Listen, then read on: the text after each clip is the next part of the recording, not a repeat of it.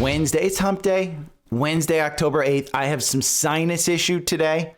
I had this amazing pressure in my sinuses yesterday, and I'm a little off kilter this morning, if you will. I'm not falling down, but for some reason, got a little sinus issue. I got a warning for all TrendSpider customers. I will bring that up to fraud alert. Bull markets, they can last a long time. I will give you my portfolio insights from yesterday, quite a few interesting ones. I will also give you stocks that I don't own that reached record highs or had big moves. We'll look at a couple of those, including one that went up 25% yesterday. We will look at the August watch list. I will show you the September watch list, and we will preview some of the October watch list because one of them, the October, it's up 4% in just 7 days, including if you had just bought IREN when I put out the October watch list, and that's in there, you'd be up 35% right now. 35%. Prediction markets are going mainstream. We'll talk about how that's bullish for Hood. OpenAI, what you should focus on. Gold is at $4,000. It is a devalue of the dollar. And I also went down a rabbit hole last night with small cap stocks on Seeking Alpha, so we'll go over that. So again, yesterday, did it hurt? Morning was down 0.78%. Afternoon was down as well on the Qs. It's a little, is this the pullback that we've been needing? You get Fed minutes today, so we know who said what in the Fed meeting. Tomorrow starts earnings. Go over to Earnings Hub and look at that if you want, because I mentioned it earlier in the week. Delta is coming up, but I want to warn TrendSpider customers, okay? They put out this yesterday, scam warning.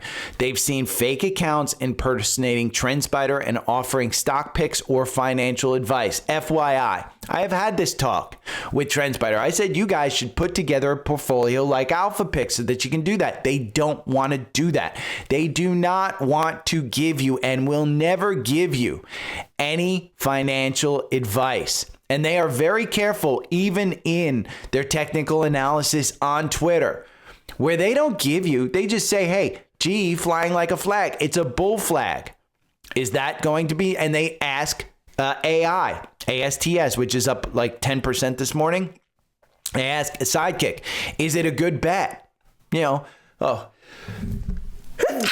Excuse me, I'm not going to edit that one out, but I'm sorry. But yeah, ASTS signed the deal. They don't give you advice. They literally just look at charts, and that's what TrendSpider is about. It's just charts. That's all it is. It's charts integrating AI and some fundamental data. So it's, if they give you financial advice, it's not TrendSpider. Understand that. And we are in a bull market. How long can this go? And by the way, the ASMR fans are going to love today because my sinuses are really effed up. But the bull market this Sunday turns 3 years old. And they can run a long way. The shortest of the last 50 years was 5 years. That doesn't mean you're not going to see pullbacks, but it's not a recession. It's not a long-term drawdown. It just means that long-term buying at all-time highs will lead you to more all-time highs. Again, don't be afraid of all-time highs. You can look at this chart. You can understand it. Put it into AI. Ask it. Is this true?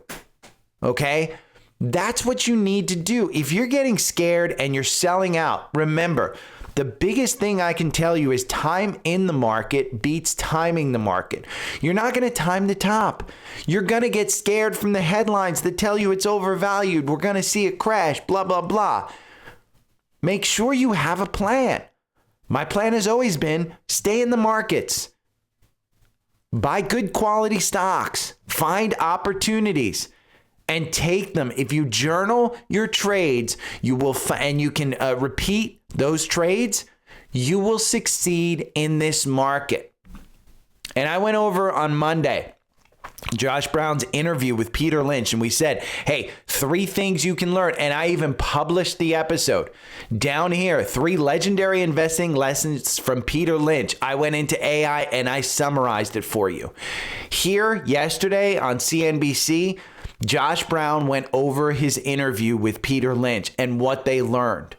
And one of the big things was just because a stock is up doesn't mean you don't buy it. It doesn't mean it can't continue to go up. Peter Lynch made that example with McDonald's. Everybody told him, why are you buying McDonald's? McDonald's, they're all over the interstate. And he said, you know what? Look at International. They're growing. It went up 10 times. 10 times. When all of his advisors said, don't buy McDonald's, that was one of his largest positions. I saw it personally with Robinhood and Palantir, where I said, you know what? They're too expensive. They've run up too much. I don't want to buy them. I missed out on the opportunity. Again, a quality stock will continue to run. How do you identify quality? Well, you use the tools that you have in front of you. Go over to Seeking Alpha. Go over to FinViz. Look at the exact evaluation of the stock. Is it a good stock? Is it growing more? Ask AI, hey, what's a stock that's similar to this one in the past that I can look at a stock chart of their growth? Go and do some research. I had a friend text me yesterday and I said, you've got to do the work. There is work involved with here. It's not just point and click. If you want a point and click portfolio where you don't have to do anything, get Alpha Picks. Look at the performance. The performance is spectacular. I will go over some of them that's in my portfolio later in this show. But again, why all this talk about AI bubbles is good for stocks? You would think the headlines are going to scare you. But bubble warnings typically come very early in a bull market. Okay? I'm not considering anything other than a pullback. And this analyst on Seeking Alpha points out the talk of bubbles usually comes in the early stages of the bubbles. If you got out in 1997 during the 2000, the dot bomb, sure, it was great to get out in 2000. It was great to time it. And you want to know how I look at timing this type of thing? Look at monthly charts, okay? Take a chart. If you don't understand charts, go and do your own course on AI. I was telling a friend, when I drive to the gym every day, I turn on Grok in my Tesla and I say, I have loaded it up and I've trained it on my podcast. And I say, tell me something that's going on in the market right now that I don't know about. And I have a conversation with AI. It's been great. Again, I'm learning while I'm driving. I'm having a conversation with somebody who is an expert. And yes, it tells me some crap that I don't want to listen to, but that's part of the work. And again, if you had QQQ and you got out in 1999, it just started in March 1999. But look at the monthly candles. Do you think you could have gotten out? Again, you look at this, January 2021, the QQQ was up 10%. It gave you hope. If you had bought there, it took you all the way until 2012 to get back.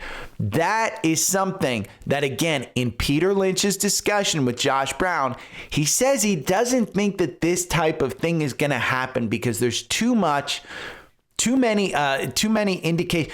If you go down 40% like in 2022, he expects governments to come in. He expects buyers to come in, push the market higher.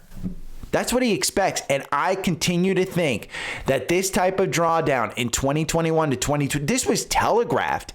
This was the Fed hiking rates at a historic pace because inflation got out of control. If the Fed starts hiking rates again, you know the playbook because you have journaled your trades during this time. Again, why all this talk about the bubble, the AI bubble is actually good for stocks? Do the research. And gold glitters, Bitcoin booms. We've talked about this. Gold reached record highs over 4,000 yesterday. Bitcoin hit all-time highs. Deutsche Bank highlights the shift away from dollar dependence. If you are in cash, this is why I said the other day, I don't believe that cash is a viable investment for me. Yes, I still get like 4% on my cash, but 4%, inflation is close to 3%. You put in taxes and on that on those dividends on that interest, you're all of a sudden you've got nothing. It's a weak dollar. cash is not an option. I don't like it. I don't want it. So I want to find assets where I can make money. Understand this. That, again, remember, this podcast isn't about you. It's about me. I talk about my portfolio. It's giving you an insight into somebody who has achieved retirement and has done really well in the markets. Am I perfect? No, I make a ton of mistakes.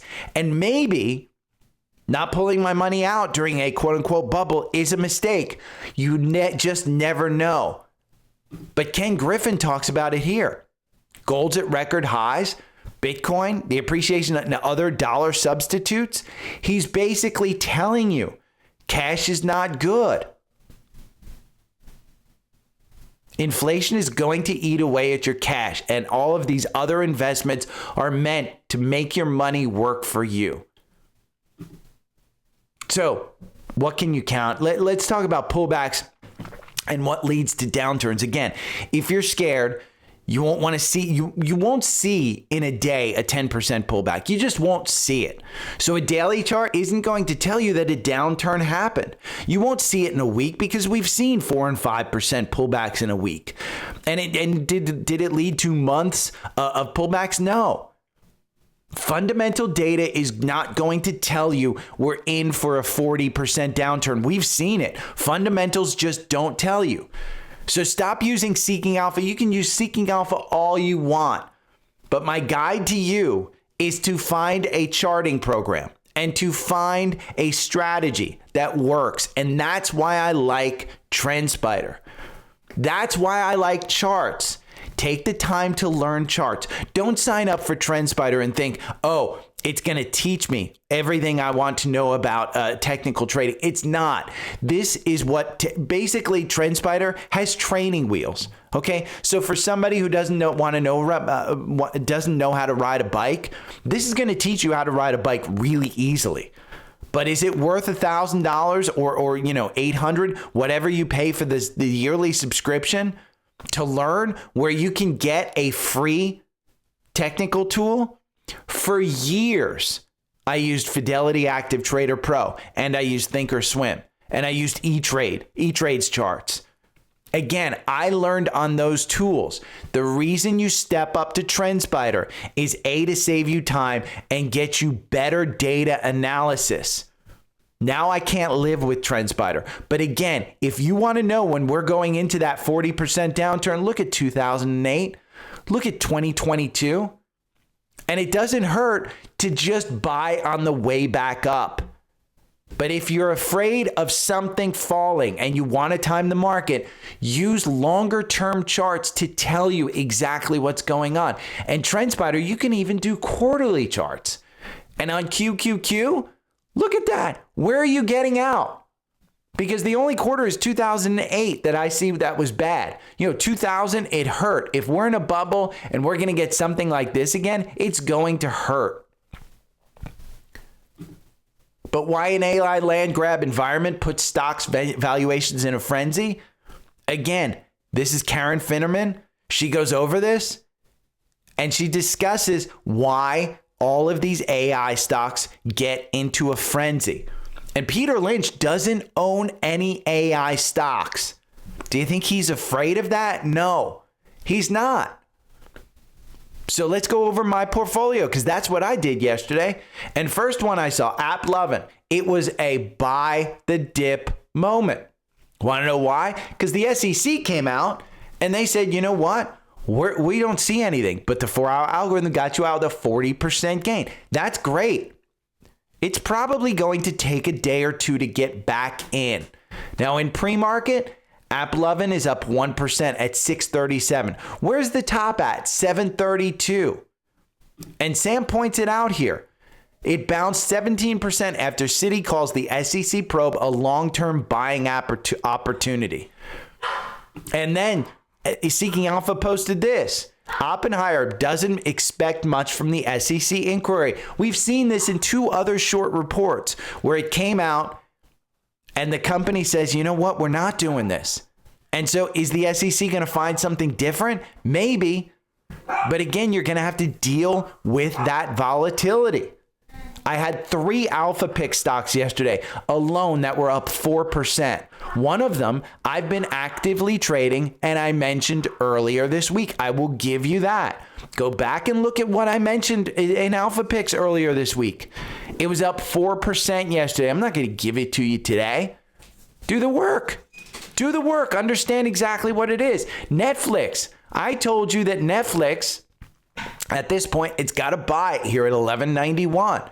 The cancel Netflix thing, it's dying out. Netflix is still a buy. You've got Stranger Things coming out in December. You've got NFL football games at Christmas. Are people disconnecting Netflix? No. And if they do, remember, they don't post subscriber numbers. They post revenue now. UNH, which I said, hey, this one was a good one. This one climbed 1.3% yesterday, on its way where? To $450. If you just look at this chart, it's a beaten down stock, and healthcare is getting a boost up. AMD, which I said, hey, buy at 160. This continued its push higher and was up 4% yesterday. It hasn't even reached the high of 230. So remember, stock charts have memories. And this one, when you look at a weekly chart, we've just seen it go parabolic. You had the chance to buy it in August, September. It pulled back, and now it's off. And you've got a huge gap creating up here, and you're on top of the Bollinger Bands, and it's extended. Would I be buying it here? I'm perfectly happy buying it at 160. My money is not your money. So when you ask me, should I buy more AMD? That's not what I'm saying. I'm saying you need to put in the work, and you need to understand what you're buying. And if you don't know what you're buying, go and ask AI. Don't ask me. I own this one. And then IREN. They announced a convertible note. So they were up 6% yesterday. They're at 3%. It continues to march higher. It was up 6.81%, and they announced it. Find a strategy if this volatility scares you. I'm bullish long-term on this one, but I may have to take profits. This chart is too good for me. And yes, my risk is my reward. You can see it's up 230%. By the way, the 4-hour algorithm, that's what I've used on this one. That's what I've used. I'm not using any strategy that isn't available to you. It's about taking the risk, and it's about the comfort level of taking. Was I comfortable taking buying at 17 here, where the stock just got out of a 167% gain? No. But the reward is 230%, and it's continuing higher. Again, what are they using this money for? They're using it to invest back in the business. And this particular analyst suggests that compared to Nebius, which was my favorite and still is one of my favorites, but I don't own it. I own IREN for the valuation. And that's what I saw in that $17. If Nebius can climb on their earnings, I bought it before those earnings. Again, just doing a little bit of work. It wasn't days of research. It wasn't, 40, 50 hours of research. It was watching a stock, seeing it run up like this, seeing it, and then going out and doing my own research. But again, do your own research. And if you want this research and you want to read this research, Seeking Alpha has the best research out there, and I find it incredibly helpful when I'm looking at stocks like this. You can get premium and alpha picks. We just talked about alpha picks and the performance, but you can get premium and alpha picks. Use my link because you save money. That's the benefit to you. You save money by going to Linktree and clicking on these links. Don't go out there and try and find a better coupon. They tell me I'm one of their leading affiliates, and I've got the best coupons out there. So I've got the best coupon for TrendSpider, Seeking Alpha Premium, and Alpha Picks. And if you just want a free newsletter, again, that's on Linktree as well. But IREN, it's a big winner. Now, let's talk about a stock that I do own a little bit of. Not a lot. Tesla. They offered their lower cost vehicle. It was announced yesterday. You had Elon buy $1 billion worth of this stock. Okay, just before It was down 4% yesterday. It's up a little bit in pre-market. Archer tanked. It tanked 8%, giving up all of its gain. You don't buy Archer. You don't buy Archer for a Tesla partnership. I went over it yesterday. You buy Archer because it potentially could have a partnership with Palmer Luckey's Anduril. But Tesla offers their new Model Y, and it gets them under $40,000. The Model 3 goes even lower. Now, Chris Camillo, who I'm a big fan of, he goes out there and says, hey, he's putting a bet on Elon. You don't invest in Tesla for the cars. You invest in Tesla for the robots. And on November 6th, they have an event, and Chris is betting big on Elon. It's going to be a robotics and AI company. It's not a car company. This isn't valued like a car company. Now, if you want to, say you're scared of Tesla like me, trade the 4-hour algorithm, because over the last 24 months, it makes you 98% versus 82%. Okay, you've got a nice gain here in this one. And I do own Tesla. I own a very small portion of Tesla, but it's up 30% in the 4-hour algorithm right now. That's a good strategy, but it's a robotics company. It is not a car company. Oh, and let's go over some of the crypto stocks, because I've been going over crypto. Okay, they all fell. They all tanked yesterday.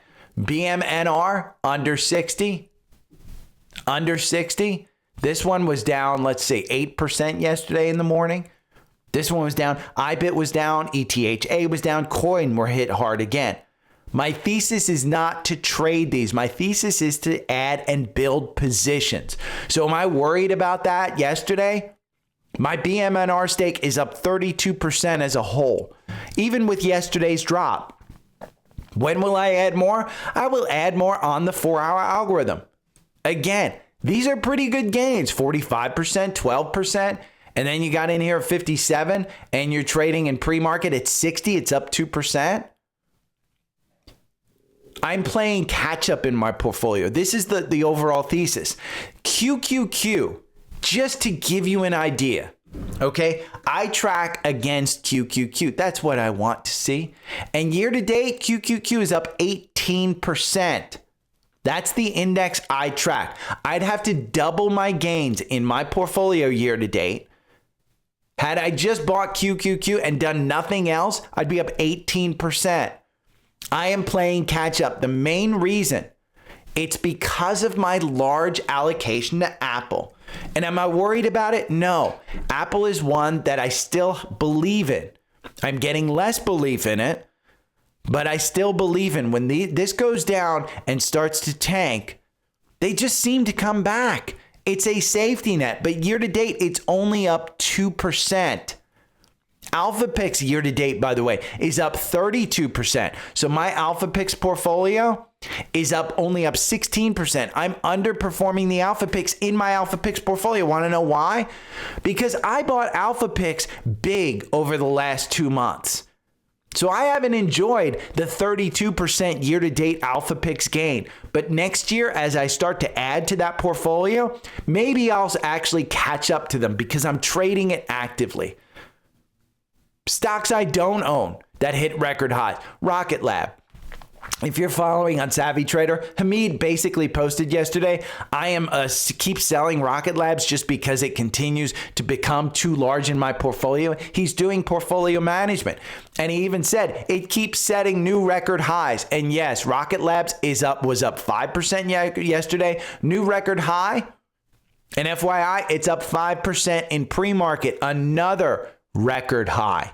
Record highs sometimes lead to record highs. It's about your conviction and about you doing research in that. And can anybody guarantee you that if you do research, you're going to win? No, but you've got to make these mistakes.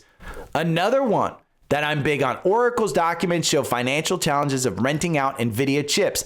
This is the issue. They are paying all this money for all of these chips. Can they rent them out at a profit margin? That is big. A report says they're having issues with actually making money. Okay, that pulled Nebius, that pulled CoreWeave down with it. IREN was ironically up. They have an event next week, Oracle does. They may speak to the margin issues. But again, this is something you want to keep an eye on because I think Oracle will go over a chart of OpenAI in a little bit. Oracle's one of the OpenAI partners. But when you look at a chart, you've got a gap here between 244 and 274. Do I want to buy in when the 4-hour algorithm has me out? And by the way, the 4-hour algorithm, you can see the performance right down here, 186% on 21 trades in 24 months. It wins 48% of the time. And do I want to buy Oracle at 284? Even though I know personally it will pump back up over $300. Do I want to buy it at 284? When there's this gap below and the 4-hour algorithm, which actually beats buy and hold, doesn't have me in? No, I'm going to have some patience. I'm going to have some patience because here's a weekly chart. When in doubt, pull out. Look at how extended the MACD is. Look at how extended the RSI is. This may need some time to rest. That move up from 200 to 300 took 1 quarter. That's a 30% move for a stock that has a market cap. Let's see what Oracle's market cap is. A market cap of $807 billion. It's too big of a move. Does that mean it won't push back up to 300? No, we are in a bull market and it's a hype market. Okay, Dell soared yesterday after they raised their long-term revenue targets to all-time highs. Remember, this is one of the dot bomb companies, and I saw an interview with Michael Dell yesterday. He's on the front lines of this AI. Okay, this lived through 2000. He doesn't see this as an AI bubble. Okay, and I want to give Seeking Alpha's quant rating. Again, what you get with the quant rating is you get a good guide because it values the stock on valuation, growth, profitability, momentum, and revisions. And when you go down here, it was a buy at the beginning of September where it hit 124. You can go back in time when it was actually a buy. But when you look at this, again, what changed? Momentum, it changed. And when you look at momentum, that may be what pushed this one higher. And if you just look at the 1 month gain, 24% in 1 month. Again, Michael Dell is telling you it's not a bubble. And then a stock that I basically went down to top stocks about a month or two ago, and I said, hey, this Poet one looks really good. It was a top stock. It was a strong buy in the quant. Okay. It went up 10% yesterday. 3-year high after it does a $75 million fundraise. Again, Poet. Right now, it's a sell in the quant. But if you had this on your watch list and say you had some type of alert that said, hey, when I see on a 5-minute candle a stock that starts moving a little bit and you're actively trading, again, in TrendSpider or whatever chart you have, you could have bought this at 677 yesterday with the confirmation, and you could have gotten out when it lost confirmation at 761. Again, a stock that moves provides you opportunity. And that's just Poet. There are plenty of others in the top stocks that actually provide that type of momentum. Now, I want to point out the August and September watch list that I put in my newsletter. Again, this newsletter is free. These watch lists, when they come out, I post them after the month is over.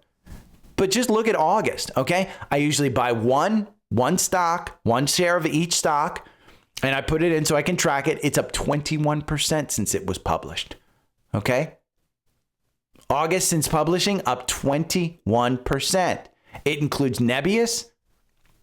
Okay, if you just go about this, Nebius is the top gainer at 137%, COMM 90%, AppLovin 77%.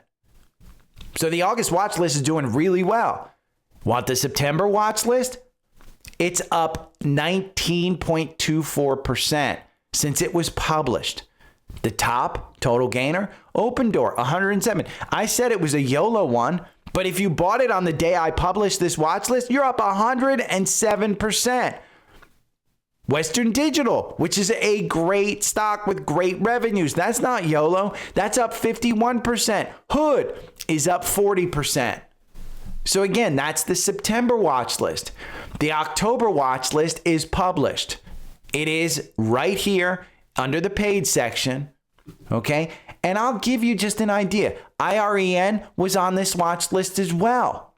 Had you purchased IREN on the day I published it, again, it was on the August watch list. It wasn't on the September, but it was on the October watch list. Had you bought this on the day I published this, you're now up 35%. So is it too late to get into IREN? That's a you decision. I have my position staked. Now, I want to talk about Hood because that was one of the big winners. And it's one of my most recent winners, up 40, 50%. I don't know what I'm up on that one. But Intercontinental Exchange, which you may not know, it's ICE. It's not the immigration stuff, but ICE is the symbol. They own the New York Stock Exchange. Want to know what they bet on? Prediction markets. Guess who's in prediction markets? It's Robinhood. I think this just does more to push Vlad's theory of tokenizing. And who's the leader in tokenizing stuff right now? It is Robinhood. And if they get the ability through the New York Stock Exchange to start doing tokenization and some of this prediction market stuff, guess what? Robinhood is going to benefit from that. And if you want to know another thing that's benefiting the market, again, we've seen this before. This is a rinse and repeat investment opportunity, okay? OpenAI, when they announce a new partnership, the stock pops 10 to 50%. Rinse and repeat. Identify some stocks that may get an OpenAI partnership. We saw HubSpot. We saw some of the software names when they announced that they were integrated to the AI. We saw them pop. It's rinse and repeat. And if you don't have any of these companies in your portfolio, I would suggest starting to look at some of these. We're in an AI market. If this is 1997, you still got 3 years of this type of gain. And the gold rush returns. Well, I want to, before we go into this, I want to just take you down a rabbit hole yesterday. Because I got a call from a friend who asked me about nuclear, and he said specifically SMR. Okay, this is New Scale Power, and it's been, year to date, it's up 122%, 6 months, 180%, 1 month, it's up 14%. You're seeing it kind of just flatten out a little bit as I go in here. You're not at the 52-week high of 53. You're in the middle right there is 39. It's a hold in the quant. Want to know why? The valuation sucks. The profitability sucks. And the revisions suck. When you go to the financials, they have $56 million in revenue, and yet their market cap is $11 billion. Just FYI, that's a lot. So I knew this person. He did not get into IREN when I suggested it to him, but it's about risk and reward. He didn't like the risk. So he's asking me about nuclear. At SM, my guidance to him was, hey, there are a couple of winners in nuclear. And I know it's CCJ because of the uranium. And so I said the ETF NUKZ is probably your best bet because Constellation Group, which I've been bringing up as a winner in some of this, Constellation Group is the biggest top holding in NUKZ. Cameco, CCJ, is a winner. They produce the uranium. Oklo, I don't know why it's 4%. They have no revenues whatsoever. Lockheed Martin. This is a safer way to go on nuclear. Again, personally, I don't want to pick the winner because I don't know nuclear well enough. So I would go with an ETF, or I would go with Constellation Energy, or I would go with CCJ, Cameco. I've asked experts. That's what they told me. If you don't want to pick a winner, that's where you go. So it's about understanding what you're good at and what you know. And I don't know that. Now, I don't know gold either, but gold rush returns. There are 10 mining stocks, okay? 10 mining stocks that have returned over 100%. This is them listed by their quant score, and the quant score has been good. Spoiler, I have either owned or traded. And most of these I've traded, but I've owned 4 of these over the last year from either Alpha Picks, the top 2025 stocks, second half stocks, or my own research. I currently own 3 of these. Not a bad place to be in 2025 for something that's, quote, safe as gold. Again, this is what Seeking Alpha gives you. And I went down a rabbit hole yesterday. And I went to this stock screener. In the bottom left of your Seeking Alpha setup, there is a stock screener. Okay? And I went to this top rated stocks. You can see there's 49 results. Okay? I wanted to find some in my preferred sector, but I kept finding gold stocks. That's what I like the most on those top stocks. And I said, you know what? Maybe I'll buy more of those if I decide to actually invest a little bit. Then I went to these top rated, the quant dividend stocks. There's 8 of them. I own one. Why? Because it's an alpha pick. And I decided, you know what? If I want to add to that winner, I've already got it in a watch list. I'm perfectly fine. Then I went down here to the top small cap stocks because I don't know small cap stocks at all. I don't know. Okay. I found this one, ZEP, ZEPP. Okay. This doesn't fit in my wheelhouse. It's electronic equipment. It's an $824 million market cap. It's a strong buy from the quant. Why? Well, you can go and look at it, analyze it with AI. And you can read all about it. Faces competition from Apple, Garmin, Fitbit, okay? You can go and read exactly what they do. But what interested me about this one specifically was when I pull up a chart, and again, this is about using the tools that you have in front of you. I pulled up a chart and I said, you know what? This just came out of a 1,876% gain. That is a 10 to 15 year gain in a great stock. And you got this literally, if you were watching this, in 92 days. That interested me because when I pulled up a weekly chart, I see that maybe the top hasn't been hit. Maybe we still have 40, 50% because remember, stock charts have memories. And you can see this crazy move in this stock. So while I was looking at the screeners, I found that. And literally in this market, I could find 15 to 20 stocks that I could take some trades on just from these lists and Seeking Alpha and make money. That's why you have to find yourself a process. Again, I don't say you need Seeking Alpha, but for me, this is what works. I haven't traded any of these, by the way. Just so you know, I haven't traded ZEP whatsoever. But I wish I had because that move is fantastic.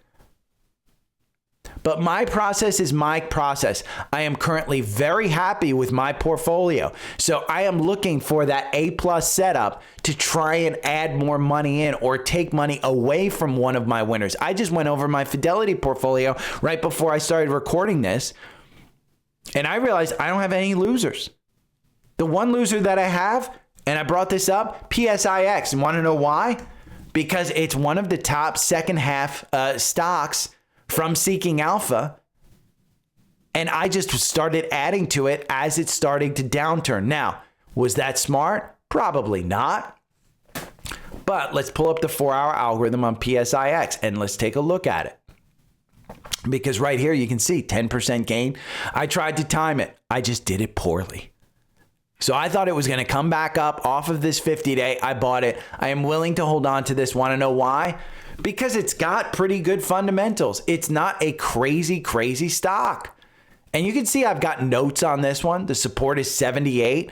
So that's where I should cut ties. That was from 9.3. If it gets down to 78, I will cut ties. But it's a strong buy in the quant. Want to know why? The valuation's good. Growth is good. Profitability. It scores a 4.94 out of 5. And we've been following this since $4. And so I need to take some chances in this market. I went over it. My portfolio is up 9% because Apple's only up 2% year to date. QQQ's up 18%. I'm playing a little catch up. I need to take some chances. Is it crazy chances? No.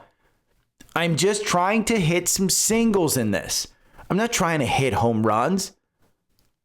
So again, I've been a little bit more aggressive over the past couple of months than I normally would be, and I've gotten the reward. So it's not like I'm out there bragging on stuff. It's the market that's giving me gains. It's not my research. It's not me making great decisions. It's just me taking the risk and getting the reward. And the market has been rewarding, folks. I'm not telling you to do anything that makes you uncomfortable. But understand, you will make mistakes. Even in this market, you will make mistakes. But if you're not keeping up with QQQ and VOO, understand you can do a lot less work and make a lot more money by just buying those ETFs. And they are tried and true. And will you see 40% downturn? I don't know. Nobody knows. You'll see headlines about a bubble. You'll see headlines about overvaluation. You'll see craziness. Go back to a monthly chart. Okay? Go back, and you can't do this on all stocks. But if you go to QQQ and you go to a monthly chart and you take a look and you start to feel nervous, trim. I told my friend yesterday, he was saying, hey, he didn't want to buy more Bitcoin. I said, Bitcoin's probably one of the biggest things that I'm going to see in 10 years. And I believe in it. So I'm putting a small portion of my portfolio into Bitcoin. But if I went and trimmed QQQ today because I started to see a downturn, you want to know when I'm selling, what shares I'm selling? Ones that were probably bought in 2015, 2014, somewhere there. So when I say trim, I'm not trimming stocks that I just bought last month. I'm trimming stocks that are long-term buy and hold. And as you start to trim, you add on the way up. Was I adding during this downturn in 2008? I was reallocating my portfolio to winners. And I said, you know what? Long term, I think this stock is going to be good. Even here during this multi-year downturn during 2000, 2002, I was getting out of the internet stocks, but I was adding to some of my other positions. I think I still owned Microsoft during this time. And it was down. And I didn't start to get gains on Microsoft until 2012. It wasn't, I didn't allocate capital. I made a ton of mistakes early on, but you will too. One thing I can guarantee you, you will make mistakes. One thing I can't guarantee you is that the market will be up another 50, 100% in the next 4 or 5 years. I can't guarantee that. Nobody can. But right now, from everything that you're seeing from the numbers, and earnings season is coming up. If earnings season provides the pullback that we need, that's a good thing because the economy is still in a good position. So if you have any questions, again, hit me up on Linktree. Everything's on Linktree. You get the best deals on these tools on Linktree if they interest you. If they don't, go out and find your own tools. Go and do your own thing. But again, this podcast is more about me than it is you. It's about trying to give you an opportunity to look into my eyes and see what I see in the market. So if you have any questions, hit me up. My email address is even on Linktree. I'll talk to you. I won't talk to you tomorrow. I'm interviewing Steve Kress tomorrow morning, so I will be doing that instead of the podcast, but I will be back on Friday. Okay, talk to you later. Bye. Every morning I wake up to the sound of the trading bell. My heart starts to pound. Daily stock pick trading podcast in my ears, guiding me through my hopes and fears. Tune in daily, don't miss a single show. Sign up for the newsletter, let us help you grow. Taking risks, making moves, seeking success. Together we'll conquer, no room for any less. Every morning I wake up to the sound of the trading bell. My heart starts to pound. Daily stock pick trading podcast in my ears, guiding me through my hopes and fears.